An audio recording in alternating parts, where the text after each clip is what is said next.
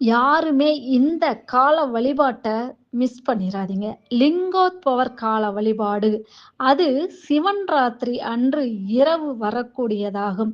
சிவன் விஸ்வரூப தரிசனம் கொடுத்த காலம் தான் இந்த லிங்கோத்பவ காலம் என அழைக்கப்படுகிறது.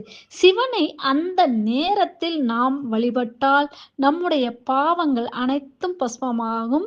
இந்த லிங்கோத்பவர் கால வழிபாடு. திருவண்ணாமலையில் பிரம்மாவுக்கும் திருமாலுக்கும் சிவபெருமான் ஒளி வடிவில் காட்சி கொடுத்த நாள் சிவராத்திரி. அப்படி சிவன் விஸ்வரூப தரிசனம் கொடுத்த காலம் லிங்கோத்பவ காலம் என்று அழைக்கப்படுகிறது. சிவராத்திரி அன்று நள்ளிரவு, அதாவது சிவராத்திரி அன்று நள்ளிரவு கடைசி 14 நாளிகை, அதாவது இரவு 11:30 மணி முதல் நள்ளிரவு 1 மணி வரையான காலமே லிங்கோத்பவ காலம் என்று அழைக்கப்படும். அதை நினைவுபடுத்தும்